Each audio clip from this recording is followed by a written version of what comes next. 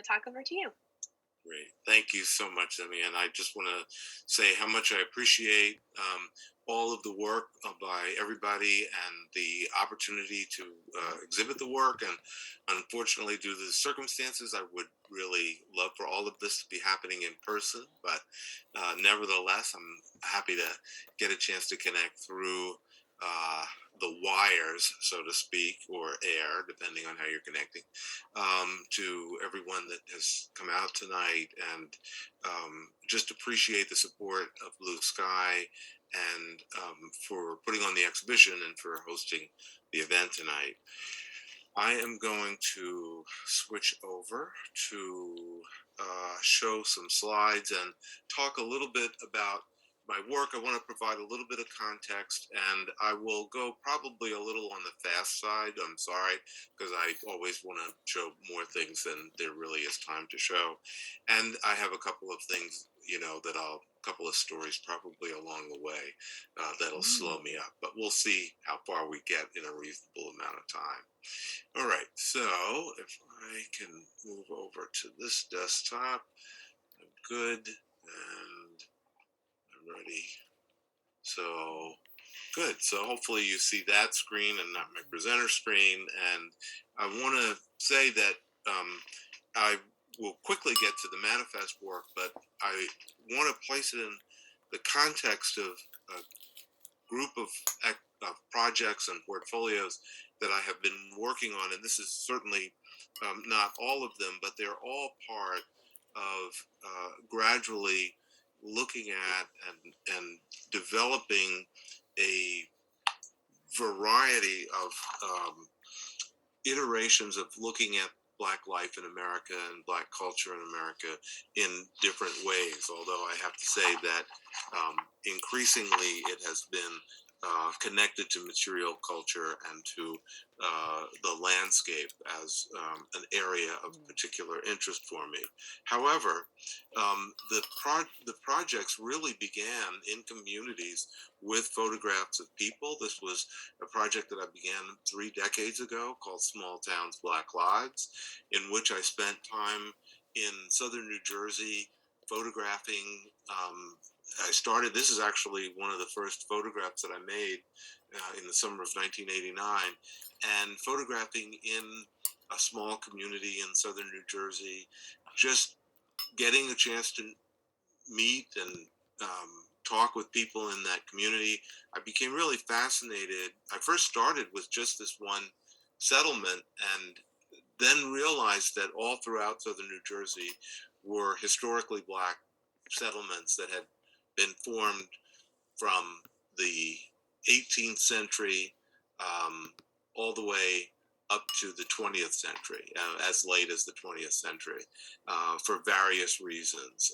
And those reasons were remarkable, and we could spend the evening talking about these Black settlements, but I brought these in to talk about the fact that I really started out by photographing people and hearing their stories. And when I started this project, I didn't know that I would include text. And so these pieces are typically about 4 feet across, and they look pretty much like this. And they're the image and text hinged together, and the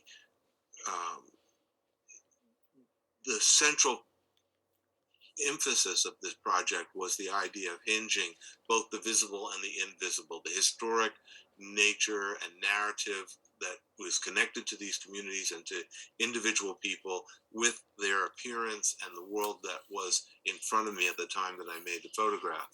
Along with that started to emerge various ways in which I encountered artifacts in the community. And in fact, these photographs were actually that were taken the year after were the first photographs that were exhibited. They were part of an exhibition of 8 Black photographers that traveled around the country for a number of years. And they are a small group of photographs about a settlement that had been an African-American settlement in what is now an all-white community in which everyone had disappeared. And all that was left were the artifacts of these graves. And so I gradually put the story of this community together and began the process of connecting with archival material.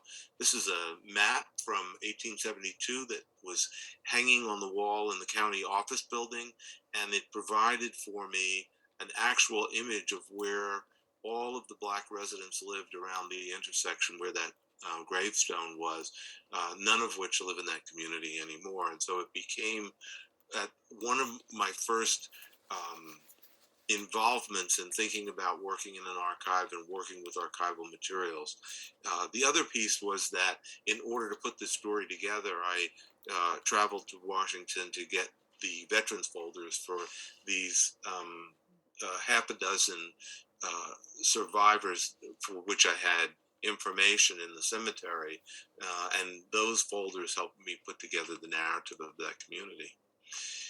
Gradually, one of the things that emerged in that discussion, and from the very beginning, from some of the first photographs, was the role of the Black school in the Black community and just in general for Black communities. And I began this project called Schools for the Colored, and it's sort of a winding story, but the short end of it was that I started this project with a similar format, providing narrative, but I wanted to gradually move away from the reliance on text at that time. And so I gradually started to shape these into photographs that were about a visual representation of the separation between the Black school and the world around it, using W.E.B. Du Bois' concept of the veil, and in particular the fact that he relays that story as an early childhood experience in the souls of Black folk as a child in a school setting, and an event in the school setting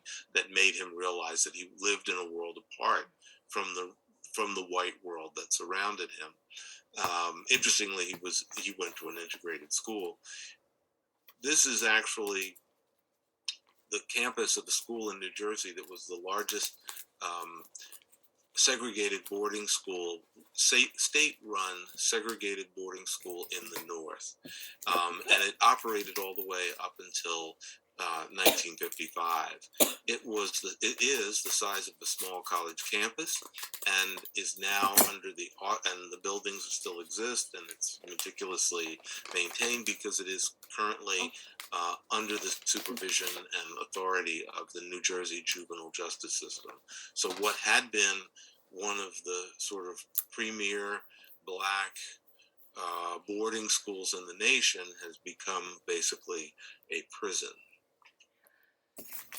And then finally, before I turn to Manifest, I have, and importantly, this is very closely tied to my experience with the archive. I was in Omaha on an artist residency, and while photographing some material in Lincoln, I came across photographs of the lynching of Will Brown, which took place in Omaha, which is where I was staying, and I became fascinated by that. And so then that led me, while I was there, even though I continued what was part of the Manifest series, it led me to begin returning to the idea of the landscape, and it led me to bringing the textual material back in to the projects that I made. And so these photographs are photographs of red summer sites all around the United States, 1919, series of violent attacks against Black communities all across the United States. And again, another story for another day, because we'd spend a couple hours at the very least on this story. But I wanted to just very briefly and maybe frustratingly provide some context for the way in which the Manifest work continues to be so central to various projects that are connected around that. Some that are ongoing, some that have finished, some that led to Manifest, and some that are sort of growing out of Manifest in other ways. So and in Red Summer, both the landscape and these archival newspaper images are, very much a part of bringing all of those ideas together. This is the intersection, by the way, where Will, and the famous photograph of Will Brown's burned body surrounded by a group of men, women, one woman, and some children, celebrating with a photograph the lynching, dismemberment, and burning of Will Brown. And so I just found it. It just became a remarkable aspect of the landscape that I wanted to retrieve from all of these different places around the country. Also, traveling around the country became the basis for the Manifest project. And it started actually out of a landscape project. And I was um, a visiting faculty member while I was on sabbatical. I was a visiting faculty member at Rochester Institute of Technology at RIT, and teaching a course, but just one class. And so I really had intended to do some landscape work. And the landscape work that I intended to do was to photograph and construct some narratives around the Niagara movement and the formation of the NAACP. While I was in Rochester, I got drawn into thinking about Frederick Douglass and that narrative as well, knowing that his grave was there. And the University of Rochester happened to have these artifacts. This is the first book that Douglass purchased after becoming free of slavery, and it's inscribed to his son inside. And this is a lock of Douglass's hair. And so both of these are in the Rush Rees rare book and collection, the rare book and object collection at the University of Rochester. And it was that encounter with those objects which I thought were really quite remarkable, and how kind the librarians were to give me such unrestricted access to them, that really transformed the project. And I never returned to the landscape after that. And during the next few months that I was in Rochester, I traveled around upstate New York, photographing in various collections and gathering as much as I could of objects that existed in these collections. And it's where the visual ideas for Manifest started to take shape. And one of the things I have to say is how generous and supportive the various collections were, especially at University of Rochester, because when I first made photographs there, I wasn't happy with what the outcome, and they were kind enough to go back and pull all the objects out again and let me photograph again until I was satisfied. And so once that started to take shape, I was able to move on to other collections. And a number of things emerged from the different collections in terms of themes as well as different types of material. One of the materials that will repeat itself over and over again are photographs, and photographs become really very much part of this project from time to time. This is a tintype photograph in the Fenton History Center in Jamestown, New York. A remarkable image that I was really quite pleased with, and has served as the cover of a previous publication of Manifest images done at the California Institute of Integral Studies. This is one of the few, there were a few images in which the object is not fully encased in the blackness and what ultimately became the reliquary, but I'm still deeply fond of this image, and I do use it and exhibit it from time to time. It's a bill of sale for a slave, and it's in the slave collection at Cornell University. And so these are, again, you can start to maybe imagine me traveling around the upper portion of New York State as I go to these various institutions. This also is a diary that discusses the status of slaves in one of the small towns upstate New York, and it's also in that collection at Cornell. These are photographs of Reverend and Mrs. Logan. They are Black abolitionists, and these are from the collection at Onondaga Historical Association in Syracuse.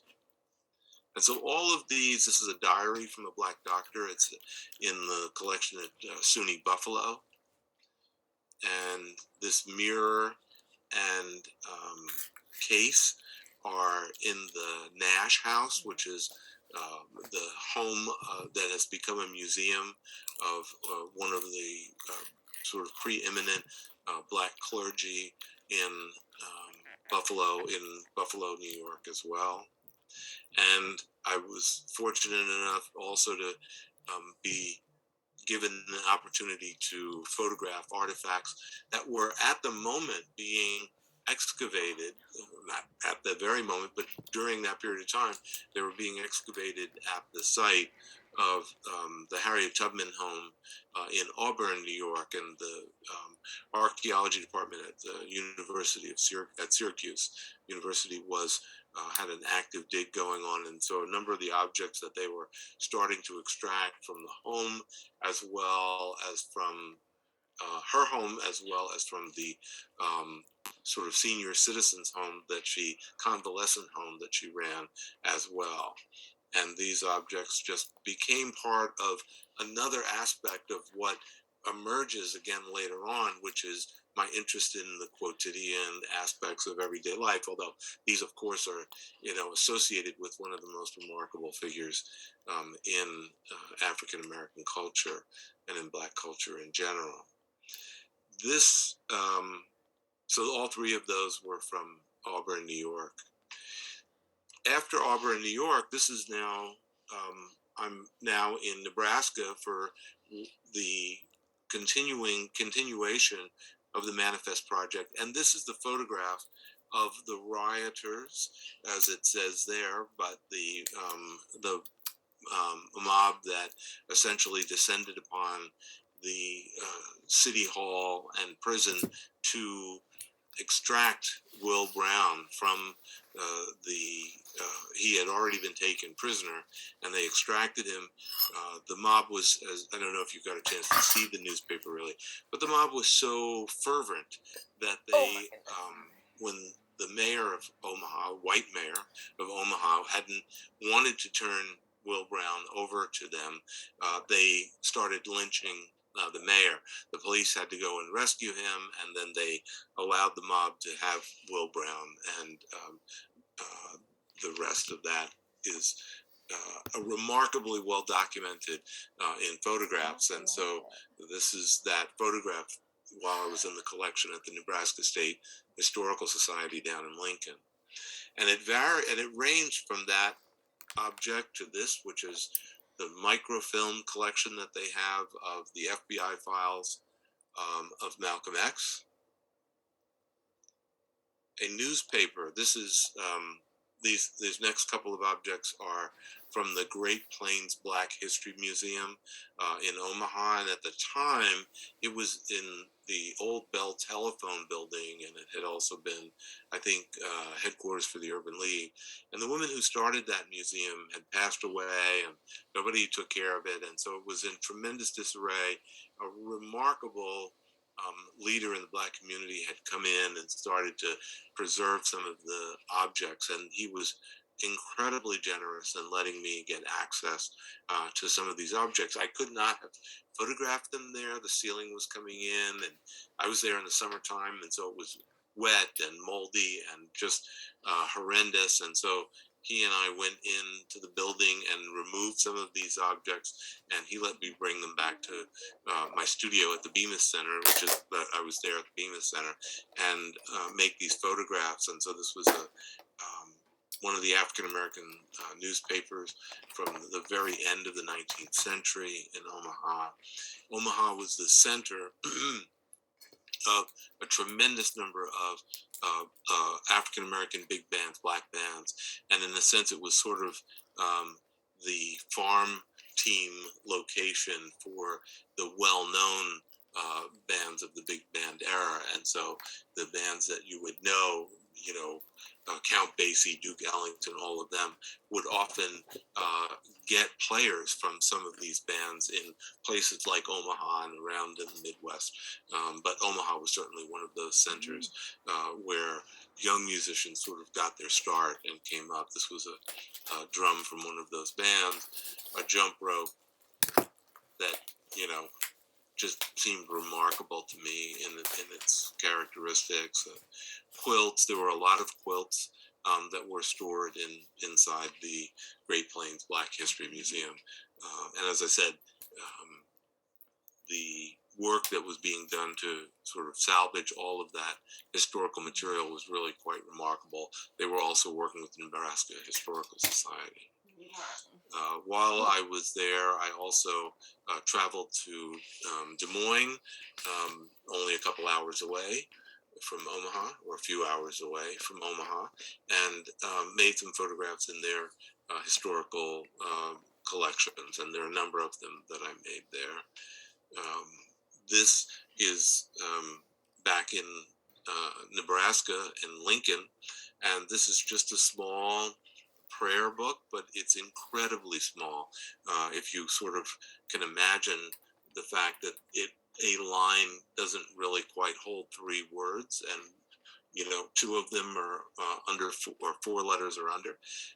It is an incredibly tiny book, and I just was fascinated. It comes from a collection of material, and here's another lock of Frederick Douglass's hair. It's another collection of material of a young woman who had been a runaway slave and grew up in Douglass's household, and then married and moved to Lincoln, Nebraska. And so she had with her a number of mementos, and eventually it was a sewing box, and eventually that sewing box wound up in the collection.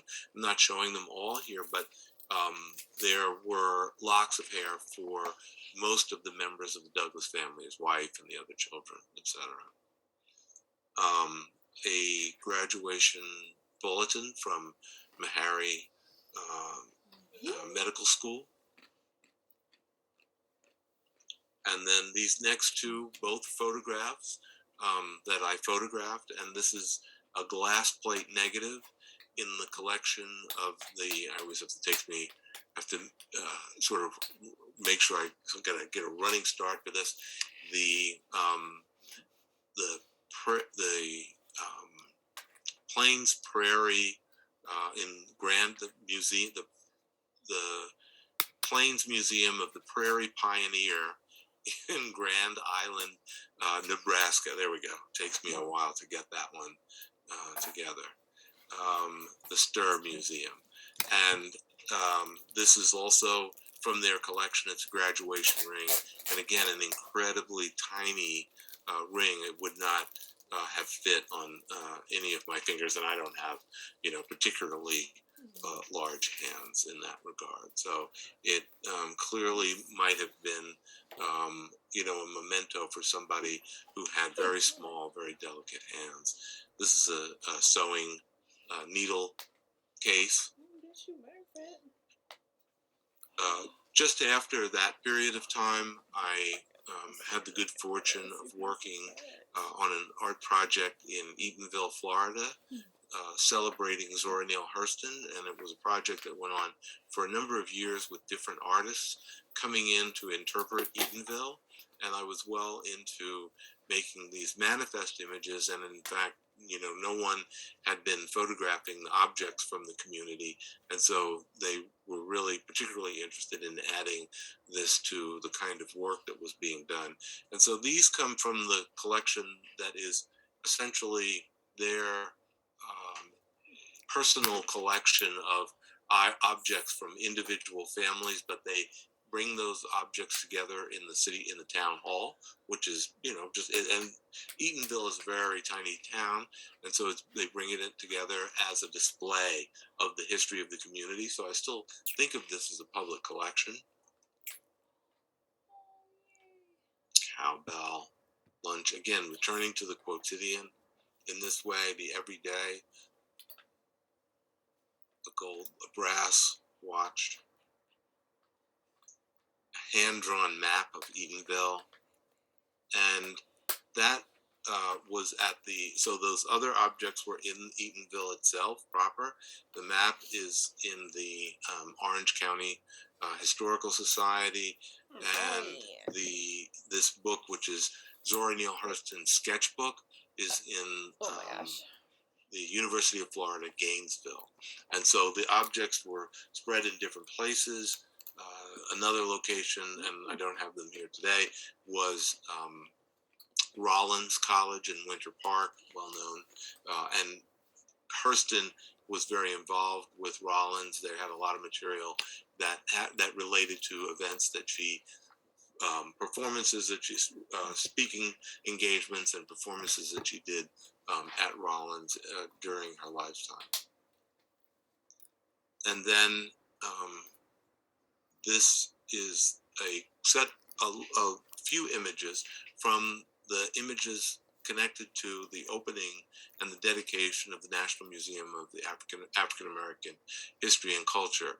Smithsonian Magazine wanted to celebrate that, and so for 3 days, I spent 3 days in the top secret warehouse in outside of Washington, D.C., where they store all their stuff as they were preparing to open the museum. The museum hadn't opened yet. And so a number of objects were decided upon, mostly things that were going to be paired with people that would write about these objects. And so that was also a very exciting part about the opportunity to make these photographs for me. And each of them was paired with a writer. Each of the photographs was paired with a writer, and providing some response to the object and some response to the type of thing that was being collected. And that ran as a special issue of Smithsonian Magazine in September when the museum opened. And here's before we started, there was a small conversation about this Douglass portrait, and there just are, as many people know, the Frederick Douglass was really a pioneer of thinking about the photographic image as a personal record of one way or another. And there's so many images of him throughout his lifetime. He's probably, of the 19th century, one of the most, if not the most, photographed figures, certainly one of the most photographed figure from the Black community at that time.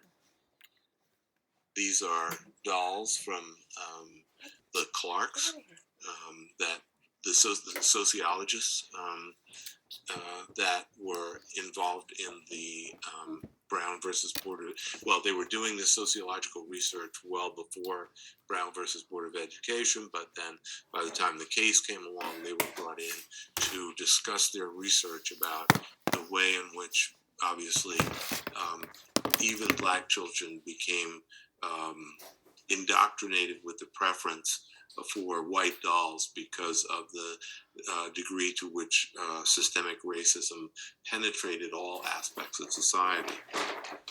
James Baldwin's Inkwell, a flute owned by Blind Tom,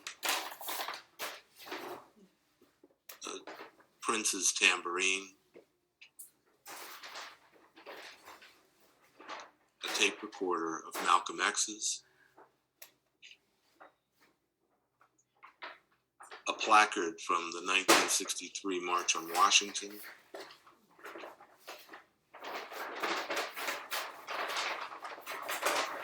and a shard of stained glass from the bombing of the 16th Street Baptist Church in Birmingham that killed the 4 little girls, and has been memorialized in Spike Lee movie and other documentaries of all sorts. And so these are all objects, and along with many others, some more contemporary, some more historical, but certainly many different types of objects of this nature have been obviously added to that collection, and it's just a remarkable. It was a remarkable experience to, get a chance to work on it, and each one of those, by the way, each collection, the experience was so different.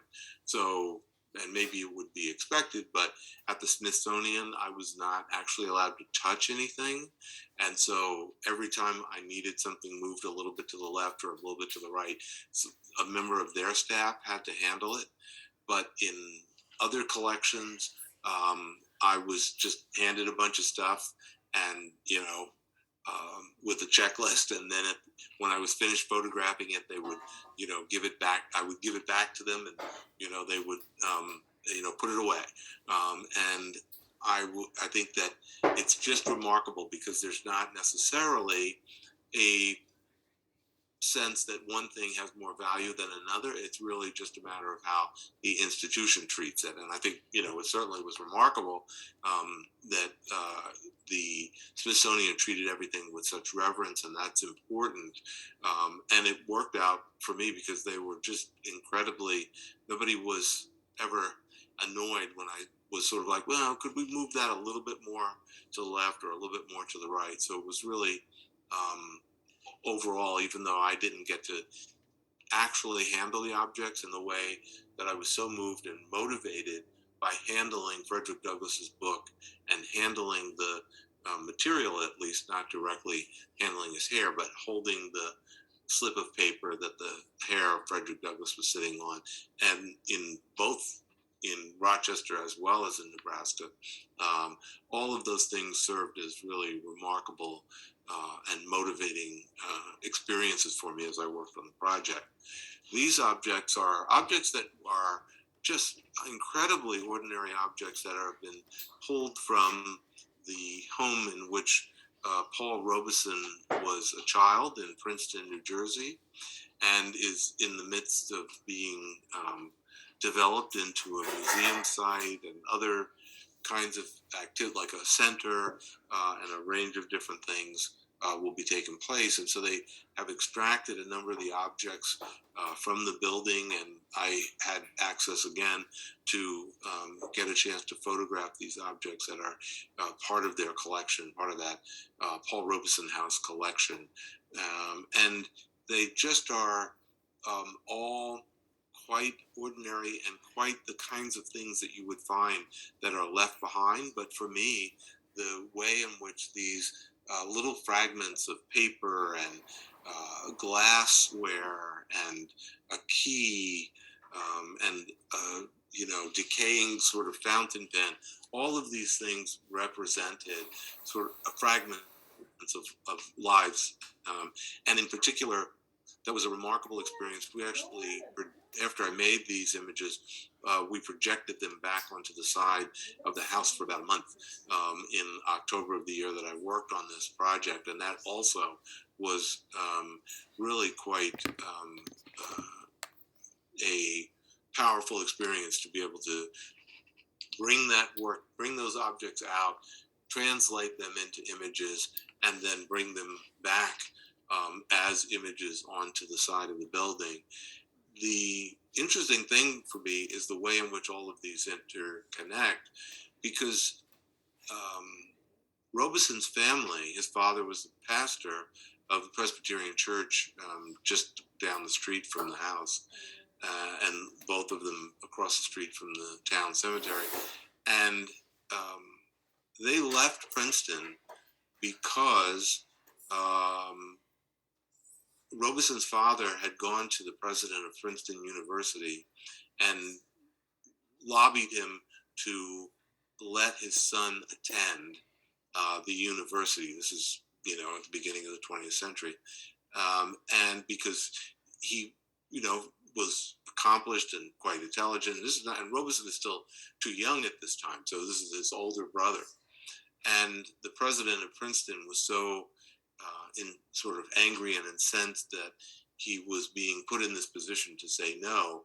It so happened that the university had control over the Black Presbyterian Church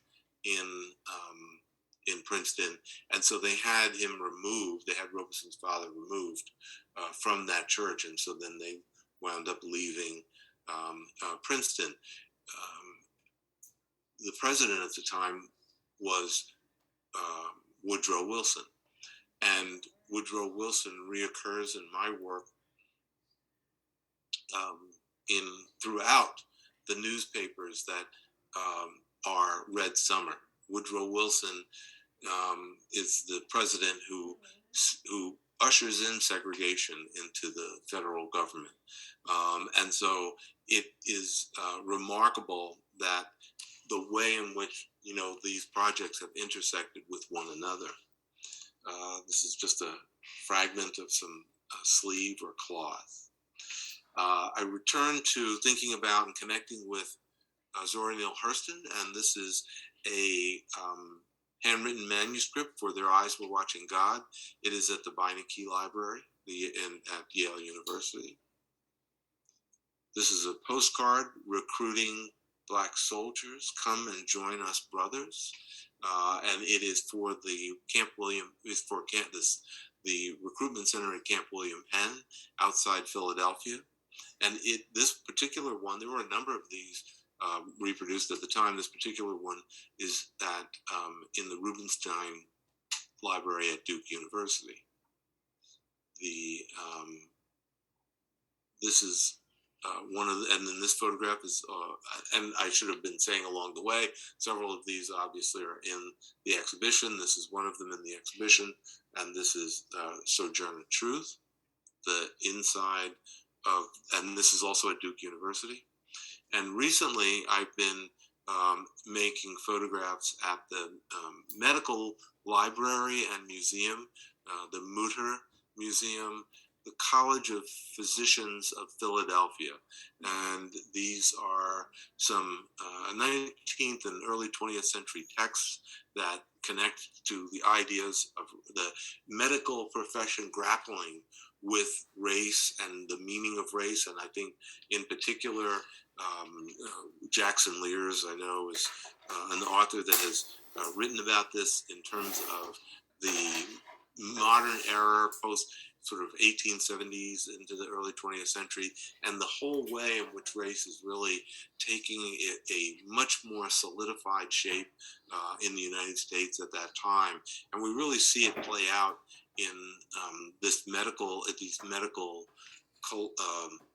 books and papers and research work comparing Caucasian and Negro races, these kinds of illustrations in textbooks that are just sort of broadly, and it's a remarkable textbook in that it's not specifically trying to make the scientific connection, but it's sort of doing it by inference. And it's remarkable that this, scientific publication is doing this by inference, and it's very powerful. Another thing that's happening at the same time in 1849, 50 in Philadelphia, cholera outbreak, and this is a section of intestines that has been held in their collection. They have what they call the library, which has books and a range of different things and letters, and then the museum side, which they refer to as the west side. And so obviously there's a lot of stuff that is in jars with liquid over on that side. And this was, and it's been genetically certified in a sense. One of the first, this piece of intestines came from an African-American male, and the doctor who had taken this identified one of the unique strains of cholera that was spreading in the United States at that time. And so it's very closely tied to discovering that strain of cholera. And then this is one of the things that they just have all over the place in their collection, which are various skeletal remains and material related to, obviously, medical study, but also, again, looking at the sort of search for where where is race? Looking for where race resides in the human body, in a sense. And so cataloging and categorizing and all of those kinds of things were fervently being pursued, but are not, in a sense, extinguished from our scientific and biological curiosities in the world that we live in today. And now I left out some stuff, but I do want to quickly, and then turn to questions, because I do want to make sure that I, have more of a conversation, because I do like to have the conversation with you at the same time. But let me, just to keep myself focused, provide you with a little bit more of context about the Manifest project. I'm increasingly interested in the residual power of the past to inhabit these material remains. The ability of objects to transcend lives, centuries, and millennia suggests a remarkable mechanism for folding time, bringing the past and the present into a shared space that is uniquely suited to artistic exploration. While the artifacts are remarkable as visual evidence of lives and events, I also intend the viewer to consider this informal reliquary as a survey of the impulse and the motivation to preserve history and memory. And then I thought I would, because maybe everyone won't get a chance, when California Institute of Integral Studies did the Manifest catalog, Lee Rayford at Berkeley, professor of African American Studies at Berkeley, wrote an essay. Actually, the essay grew out of a conversation that we held at the Museum of the African Diaspora in San Francisco. And they were both very gracious and allowed Blue Sky to reproduce that essay in the catalog that Zemi referenced earlier. And so from that essay, she writes, just a small portion, history and memory perform an intricate dance. At times, they support one another, buttressing the other's claims, collectively enriching our understanding of the past. At other times, they stand at odds, destabilizing, even undermining the other's claim to authority and authenticity. For African Americans, this dance is especially acute. Memory, as I've written elsewhere, has been a fundamentally central and salient aspect of Black life, history, and culture. For African Americans in particular, who have traditionally been denied access to formal historical institutions, memory has been more than a mere repository of experience. Rather, Black memory has challenged official stories and given voice to historical silences. It has attempted to suture continuity in the face of rupture and fragmentation. It has proffered futurity woven out of the ineffable terror of the past. As a living entity, memory has proven critical to identity formation and self-creation. In historian W. Fitzhugh Brundage's keen words, the rituals of Black memory represent a form of cultural resistance. And even more, Black memory implies a certain act of redemption. Memory, as Black historical practice, we might say, serves to embody history, to give it breath, movement, and living context, end quote. And then just to conclude, the various projects that have occupied my attention during the past 3 decades are, in retrospect, part of a singular impulse to seek out the ghosts and resonant memories expressed in various aspects of the material world. I am drawn to the stories dwelling within a lock of hair, a photograph, a building, or a street corner. All are potential agents of vision. Thank you. Stop sharing. We should never stop sharing. Thank you, Wendell. Thanks. Did anyone have any questions? If you do, feel free to unmute yourself and ask, or put it in the chat. I have a question. This is Suzanne. Hi, Suzanne. Hi, Wendell. When you went through the images, it was remarkable to me that you chose to have pieces out of focus. Right. And even more remarkable were the pieces of the image of the objects that you chose to have out of focus. And Right. could you speak, because I don't know whether it was meant to draw me in. Or was it a trick?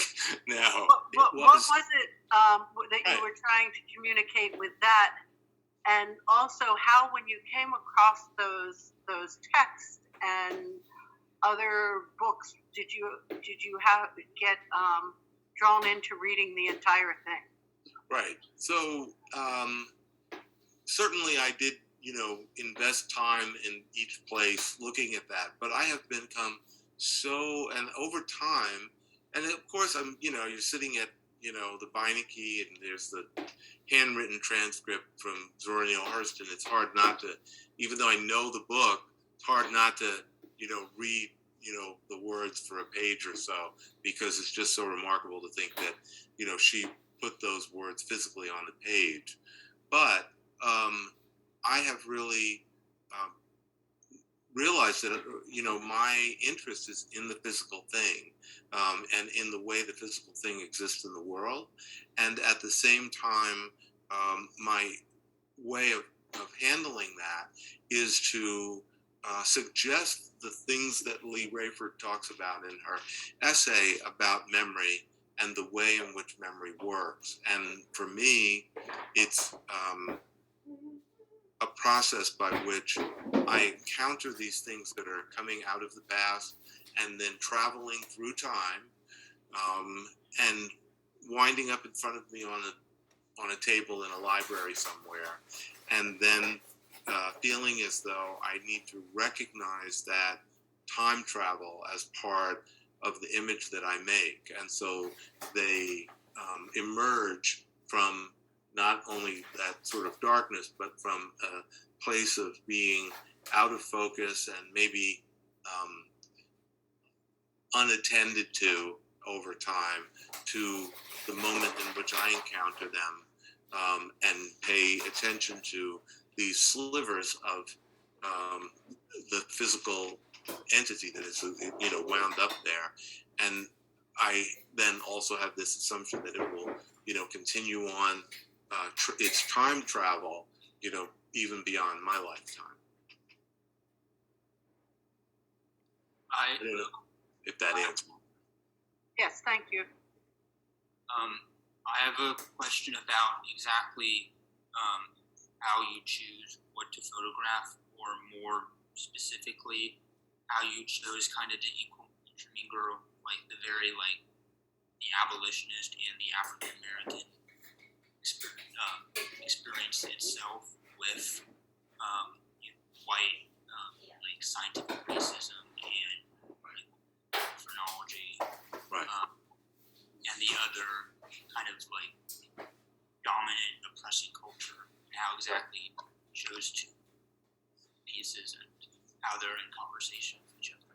Right, and I think that's an important piece, because I do, in sort of other forms of the talk, the work becomes divided. I divide the work in different ways, different times, and one of those ways is to establish the sort of relationship between objects of oppression and objects of agency, what objects are representing ways in which individuals and community have transcended circumstances that have been imposed upon them. And so, in particular, kind of going back to the Red Summer piece, there's this, ongoing violent attack against the Black community that, has been continual throughout the history of the United States, but was particularly violent rupture after World War I, and that bringing them together is a way of is important, because that's the experience that I think for many of us in the Black community we have to contend with. We have to be celebratory of each other's, successes, and at the same time consoling each other when the inevitable difficulties arrive upon our heads from one situation to another. And so it is, in a sense, from my perspective, not speaking for everyone, but from my perspective, a central aspect of Black consciousness, which is to hold both those things in at the same time. And I try to do that in my work. I have a question. Sure. You use so much text in some of your other work. I was wondering, when you display these, is there a title, or how much information do you give us about what the objects are? Right. And also, what's the print size? Right. So I identify the object. It depends on where the object comes from. In some cases, I have to name it, what it might be, because some collections don't necessarily name the objects, or in one or two cases have named them incorrectly. But for the most part, collections name their objects, and so that becomes part of the title. And the other part of the title becomes the location of the object in the world. So the title for the tintype is a portrait, and the material, the tintype, and then it is Fenton Center, Jamestown, New York, so that it exists in at least at the moment that I made the photograph, where you could go, for instance. I mean, if you wanted to, go see the object, but you also know where that object exists in the American landscape, and something about what the object is. Or if you want, or the Sturm Museum with the little ring, or the glass plate negative. Every photograph has that name. Oh, and the size, they are in two sizes. Primarily, the exhibition size is 32 by 40.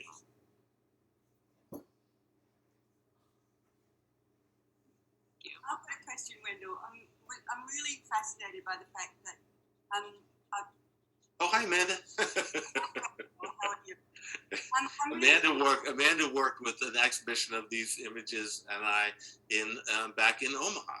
Omaha, Nebraska. Right. Exactly. And that's maybe one of the reasons that I'm asking the question, is that, I wasn't there when you took the photographs and you Right. and worked with the Great Plains Black History Museum.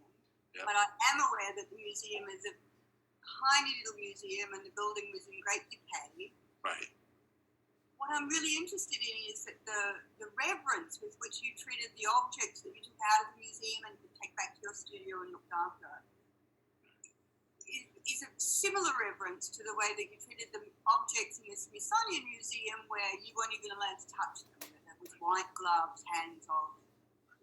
Your relationship to the objects in terms of the variety of museums that you work with range from these tiny grassroots decrepit museums where people are passionate about the collections but don't have the capacity to maintain them, to the other extreme of museums that are very wealthy and can look after those objects. Maybe could you talk a little bit about that, like your reverence to the objects remains the same in the way that they end up appearing in your works of art, which aren't the objects themselves. Yeah. Anyway, I'm intrigued by that relationship to the grassroots museum, to the fancy museum that treats objects differently. The best explanation that I have for it is that it is partly a kind of performance process that has emerged over time.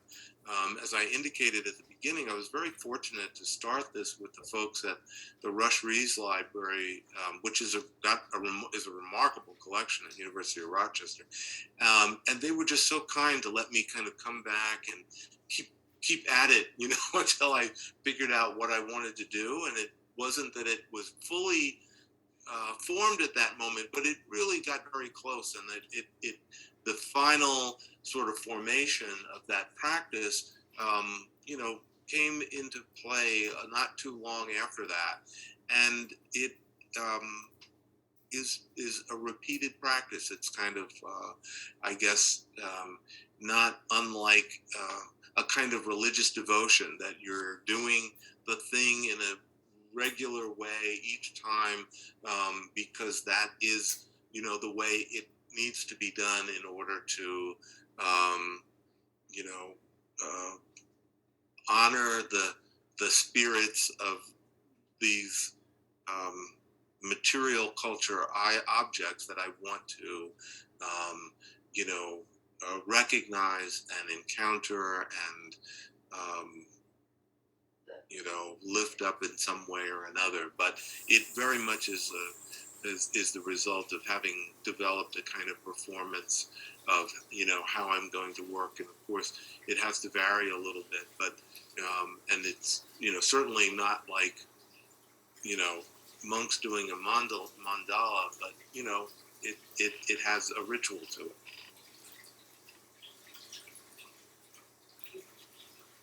I have a sort of a two-part question. One is the visual presentation that you make of these objects, really sort of referencing them, kind of floating up to the surface out of the sort of murky mists of unknowable time.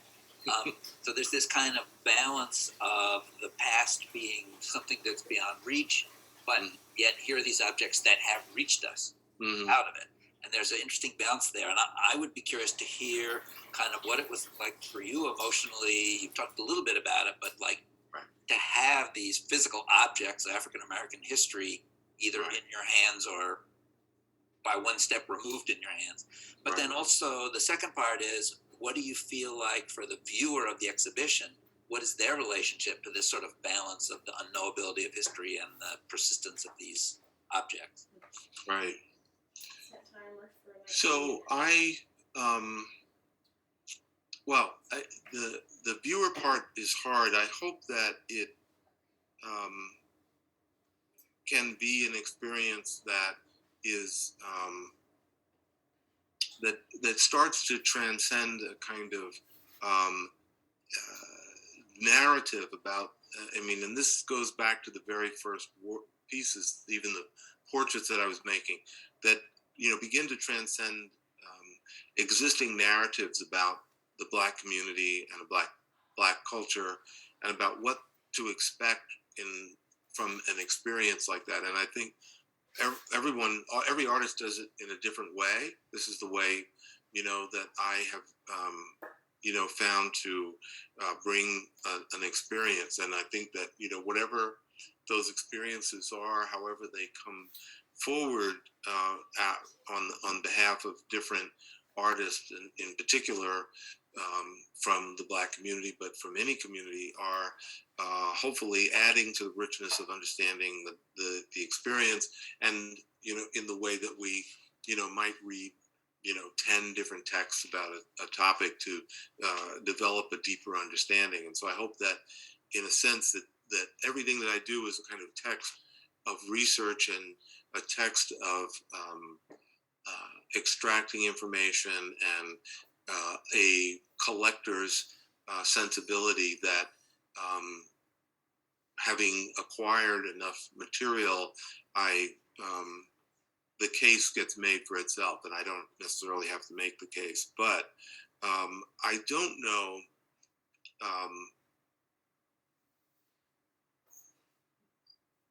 The other.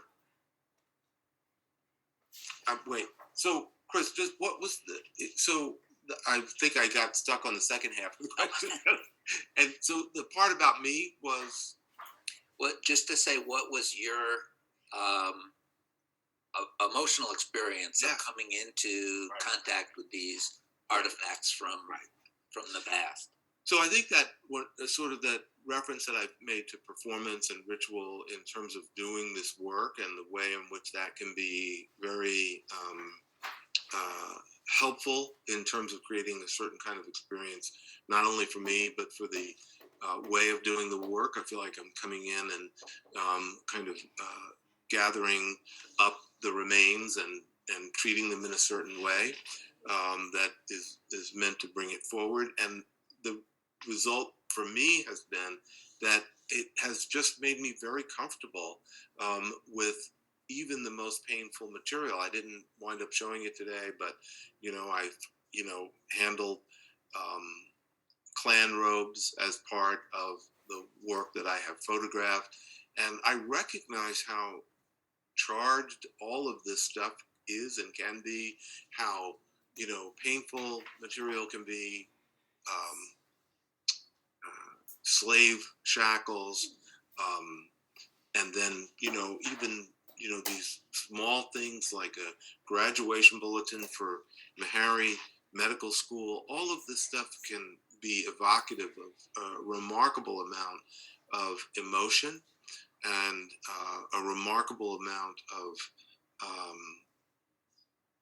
concern on the part of the viewer and the producer. And all of that exists for me, but I do it in a way that I have developed a kind of faith in the practice. I mean, it's not it's sort of over here, not a religious one, but a faith in the practice of doing the work that I do, so that I feel at ease with it. One of the things that got, I think, a lot of access for me at the College of Physicians in Philadelphia was the degree to which they keep like little kits all around, because people like come and do tours and things like that and wind up passing out because the stuff is so floating in jars, and everything smells a little like some sort of chemical that preserves dead things. And it, again, that the process and the performance of the process just made me fairly at ease with it. And just sort of looking at the stuff that I was looking at, they roll out a whole tray full of skulls or bones that had been shot up from the Civil War, or all these other kinds of things, and the jars of sort of liquidy stuff. And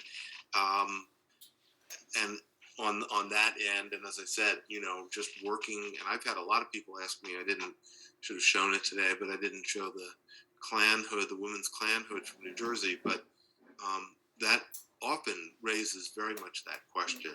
And I felt like I was doing some important work, and so that seems to transcend the chill that is there, nevertheless. We have a question in the chat from Bree. If you would be willing to talk about your process in creating the photo of the school and the trees. Oh, yeah. Sure. They are, that's fairly straightforward. I, make the photographs and then bring them into Photoshop. I I spend a lot of time, selecting basically the building and then placing a screen essentially over the rest of the photograph so that it creates a kind of cutout for the building, but it is actually sitting in its actual location. So it's not a composited image, and that's the part that works so well in relationship to the idea of segregation.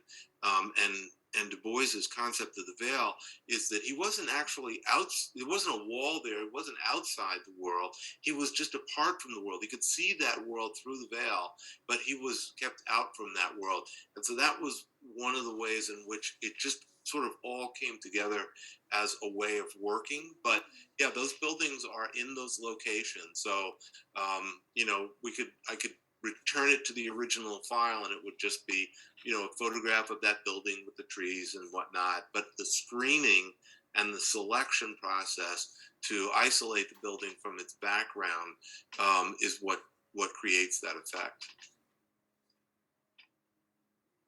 I hope that answered it. Yeah, Bree said thank you in the chat. Okay. We have time for one more question. One more person want to ask a question? Nancy? Hi, Nancy. Hi, Nancy. I don't know if it's a question so much as just a comment. I've always loved your work anyway, but Thank you. in which your work, it really is, it all talks to itself, right? All of your projects, and they really sort of add more layers to them. And what I'm really interested in about this work that you're showing at Blue Sky is how you are showing, as you said earlier, sort of oppression and agency together. And could you talk more about why you've decided to go that route as opposed to the way you worked earlier, where you're documenting or sort of bringing things to the light that you think that we wouldn't know about? Right. Well, I think that in some subtle ways, it's always been there, because in a sense, that first sort of set of images in Small Towns, Black Lives, where I started to bring the text together with the photographs of this small cemetery where these African-American soldiers from the Civil War were buried in what had once been a black settlement and was now an entirely segregated town, and all of the difficulties that they encountered. I mean, it was fortunate for me, but they encountered a lot of difficulties getting their benefits. And so their files were filled with all of these affidavits and stories and narratives. And at one point, the wife of one of the soldiers dies. It's not too far from Atlantic City. So the wife, at one point, they see when they moved away, I think several of them moved to Atlantic City, and the death certificate for one of them was that the person froze to death in their apartment. I mean, they're just, so painful and so difficult. And many of the people that I met talked about, one, the sense of security that being in these black communities from early on, provided, but at the same time, the degree to which it was necessary, because there was always a sense of pressure from the outside, competition from the outside, an attempt to diminish any opportunity coming from the outside. So these communities themselves were representing this kind of rupture. Whitesboro, which is the first town I photographed, even though I hadn't started doing the text yet, was created as a refugee community for people that had lived in the area of Wilmington, North Carolina at the time of the complete insurrection and government overthrow of the municipal government of Wilmington, which drove the black leadership out of that community and drove blacks out of that area for a period of time. And because the congressman for that area was familiar with the southern tip of New Jersey, he started this land development company so that people could move to this new location and, hopefully have more productive and safer lives. So that conflict, I feel like, has always been there. And that contradiction of experience of, there's this black community and it's, got all of these wonderful things that are happening there, and, a couple of famous people come out of it.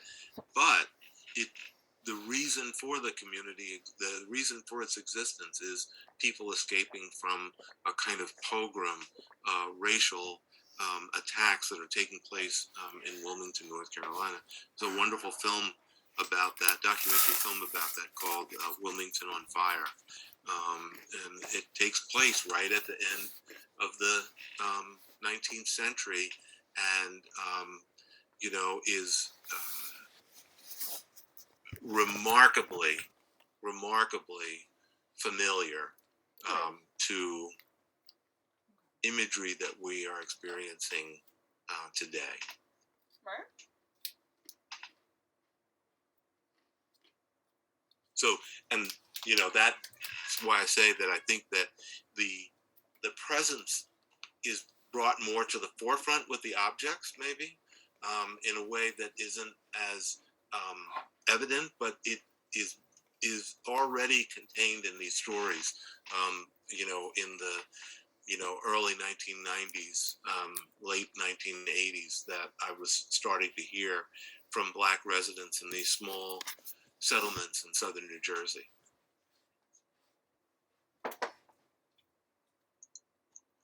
Well, thank you, Wendell, for sharing so much with us, and it's been a wonderful presentation. So thank you, and thank you everyone for being here. It's a great turnout. So I hope everyone enjoys the rest of their evening and stay safe. Thanks, everyone. Thank you for coming in. I appreciate it. Thank you. Hey, Arthur, how are you? You. Bye. Hi.